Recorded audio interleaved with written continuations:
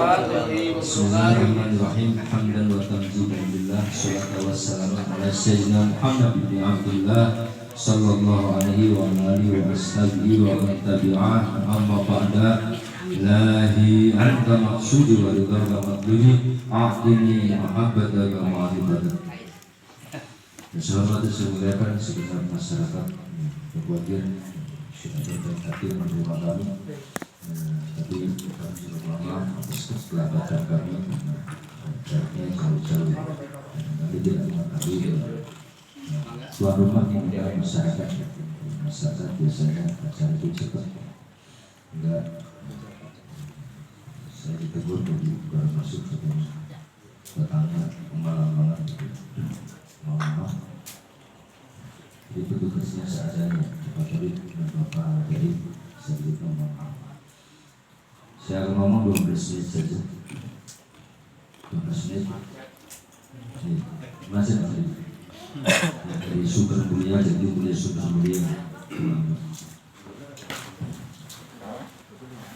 Sebelum saya ngomong masalah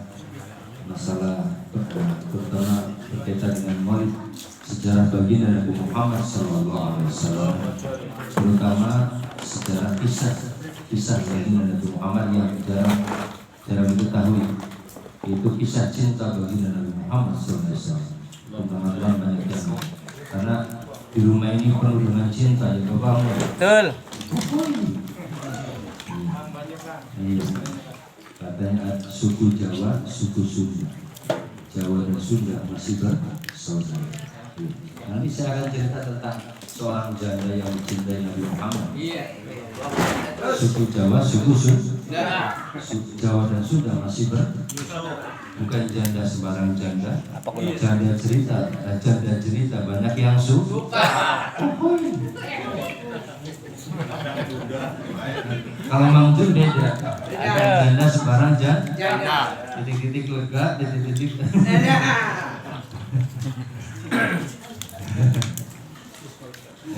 Nanti cerita soal siapa janda yang dicintai Nabi Muhammad SAW. Kita lanjutkan angka 19. Setuju? 19 lanjut ya. Bismillahirrahmanirrahim. Dalam Al-Quran itu disebut sebanyak berapa kali? 3 kali. Jadi sebagai ayat Bismillahirrahmanirrahim cuma 3 kali. Tapi sebagai permulaan surat itu sebanyak 113. Karena surat Baro'ah atau surat Taubah tidak ada bismillahnya. Tidak ada bismillah. Makanya kalau ngaji surat Al-Baro'ah atau Taubah ya itu nggak boleh membaca bismillah. Walaupun membacanya dari tengahnya atau di akhirnya tidak boleh. Sebab ayat ini, surat ini berkaitan dengan pengumuman perang Allah Subhanahu wa Ta'ala. Sedangkan bismillah adalah kalimat Allah yang menunjukkan kasih sayang, Rahman dan Rahim, sehingga tidak sinkron dengan ayat perang. Sehingga tidak boleh haram. Jadi ada ayat yang tidak boleh baca bismillah Quran juga.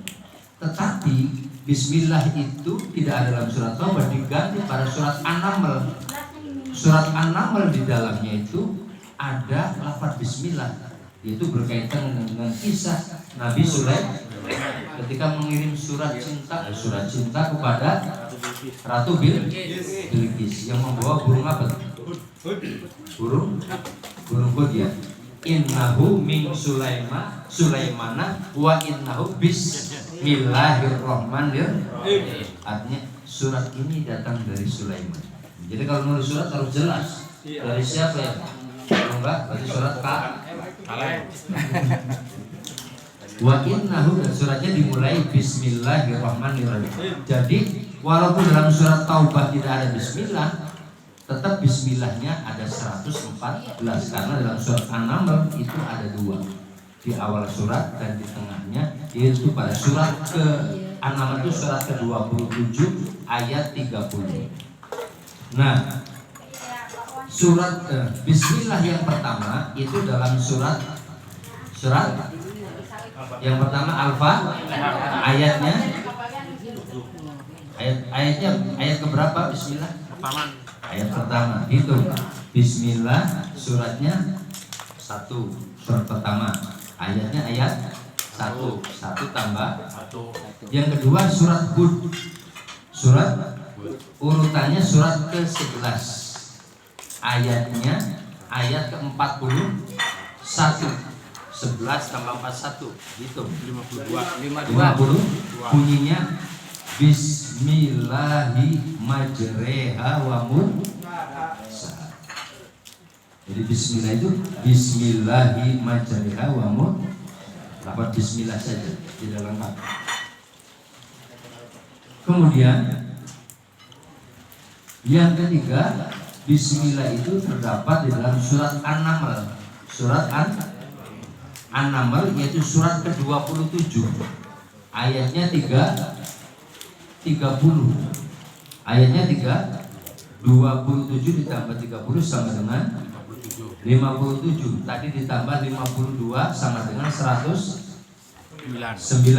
Tadi ditambah 1 dan 1 2. Jadi 109 tambah 2 111. Nah, surat yang disebutkan tadi diulang berapa kali? 3 kali. 111 ditambah 3 114 adalah sama dengan 19 dikali 6. Pas ya? Tidak kurang tidak lebih. Jadi jumlah suratnya jumlahnya tetap tidak lepas dari angka 19. Lanjut. Sekarang karena peringatan Maulid baginda Nabi Muhammad SAW, saya akan cerita tentang baginda Nabi Muhammad SAW. Ketika beliau ditinggal oleh kakeknya, beliau kemudian pengasuhan diserahkan kepada pamannya Abu Thalib, saudara sekandung ayahnya Abu Thalib. Beliau punya anak pertama namanya Thalib, sedang diberi gelar Abu. Beliau kepala suku dari Bani Quraisy yang sangat dihormati dimuliakan. Mengapa Nabi Muhammad diasuh oleh Abu Thalib? Karena Nabi Muhammad sendiri ketika bayi, ketika kecil itu suruh milih paman-pamannya. Beliau tiba-tiba duduk di hadapan Abu Thalib di pangkuannya. Maka kakeknya berwasiat, nanti setelah aku meninggal kamu yang akan mengurus. Bersama istrinya namanya Fatimah. Makanya nanti setelah baginda Nabi Muhammad punya putri diberi nama Fatimah juga, karena beliau sangat mencintai ibu asuhnya. Setelah ditinggal ibu kandungnya itu Siti Aminah. Ketika Fatimah binti Asad meninggal, itu Nabi Muhammad tidur di samping, menangis, bersedih. Beliau berkata, wahai ibuku. Jadi bibinya tetap dipanggil, kau adalah sebaik-baik ibu setelah ibu kandung. Sangat mencintai dan menghormati pamannya itu. Jadi sangat dicintai sekali. Pamannya itu punya anak, diantaranya 4.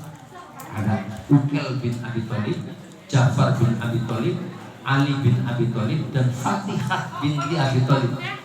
Fatihah ini kemudian diberi nama Ummu Hani atau Ummi Hani. Kalau bahasa Arab bisa Ummah, bisa Ummi, bisa Ummu, bisa Akiku.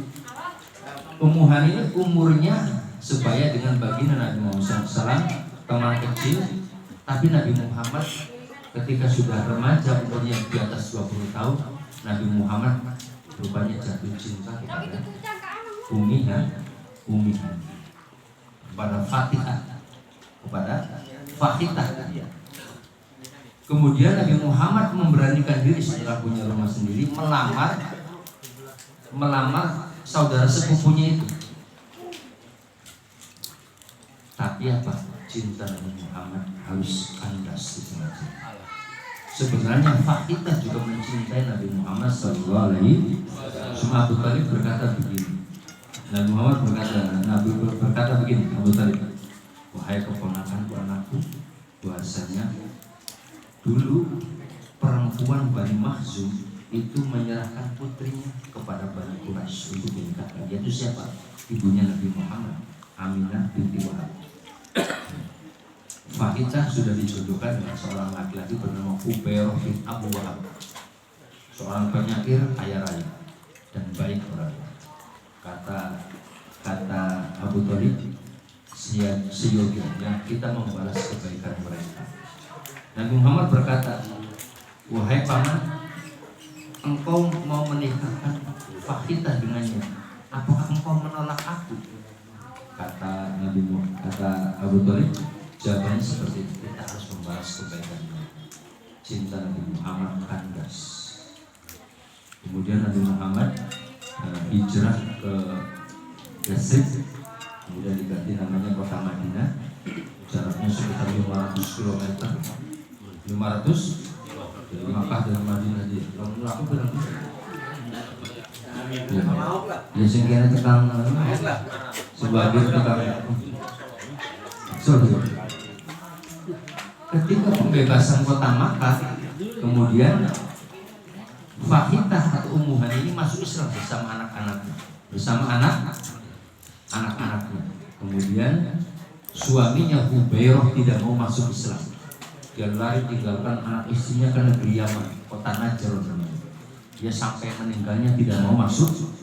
Sementara orang seluruh kota Makkah dan sekitarnya datang ke baginda Nabi masuk Islam. Kemudian Nabi Muhammad datang lagi ke Ummi Hani. Ummi takdir berganti tapi cinta tetap bersih. Nabi Muhammad kemudian melamar lagi Ummi Hani. Melamar Ummi Hani. CLB. Kenapa? Karena Nabi Muhammad sangat mencintai kedua orang tua Ummi Hani. Begitu juga Ummi Hani. Tapi jawaban Ummi Hani apa gimana? Wahai Rasul, saya perempuan sudah tua. Anak saya banyak, dia punya anak 4. Punya anak dipanggil Ummi Hani kan anak pertamanya bernama Hani. Bernama Hani. Ya orang Inggris kasihnya bernama Hani. Oh my Hani ya. Anak-anak sekarang juga gitu ya. Pacarnya Hani. Pas sudah kawin panggil. Kemudian, baru 10 menit, 2 menit lagi.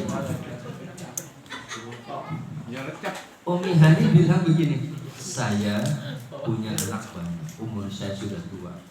Hak kewajiban seorang istri kepada suami sangat besar. Jika saya mengasuh anak, saya tidak khawatir, tidak mengabdi kepada suami dengan baik. Tapi jika saya mengabdi kepada suami, anak saya akan terlantar. Kata Ummi Hani, bukan saya tidak mencintaimu wahai Rasul. Ketika zaman jahiliyah aku sungguh mencintaimu, apalagi sekarang sudah Islam. Aku mencintaimu lebih daripada aku mencintai mataku dan telingaku. Lanjut. Bisa gombal juga. Cintanya sangat dalam. Akhirnya Nabi Muhammad mengerti jawabannya bahwa Ummi Hani bukan tidak mencintai, tapi karena khawatir anaknya akan berdosa. Kemudian Nabi Muhammad berkata, sebaik-baik perempuan Quraisy adalah perempuan Quraisy yang menunggangi unta tetapi tetap mengasuhkan anak. Maksudnya memuji Ummi Hani. Bahkan ketika Nabi Muhammad ditinggal istrinya, Siti Khadijah meninggal dunia masih di Makkah belum hijrah. Nabi Muhammad tuh sering apa?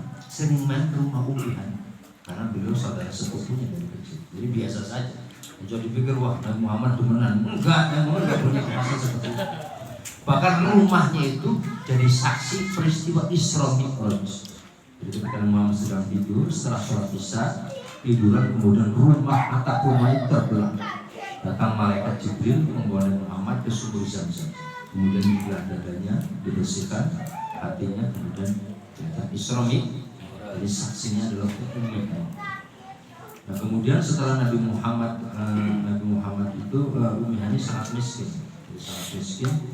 Kemudian Nabi Muhammad ketika menang perang Khaybar, suku Yahudi yang selalu memerangi orang Islam, Nabi Muhammad memberikan 40 wasak korma. 40 wasak. Satu wasak itu sama dengan 60 sok. Satu sok itu untuk zakat fitrah berapa kilo? Kalau di Indonesia diambil jalan tengah 2,5. Kalau 40 wasak satu sok kali 40 ya jadi berapa? 2.400 Ya, 2.400. Ya, 2.400 kali 2,5. 12 kali 2,5. Kemudian kalau 1 kilonya korma itu 50.000, sama dengan kurang lebih Nabi Muhammad memberi Ummi Hani 300 juta rupiah. Saking cintanya Nabi Muhammad kepada Ummi. Dan hebatnya Ummi Hani itu meriwayatkan satu hadis, satu-satunya sahabat Nabi yang meriwayatkan hadis tentang sholat duha. Itu dari Ummi Hani, yaitu jumlahnya 8 rakaat. Makanya guru kita pengusaha sos itu sholat duhanya 8 4 tidak ada tahiyat awal, langsung rakaat pertama sampai keempat salam, tahiyat akhir, bangun lagi, kemudian sholat duha lagi 4 rakaat.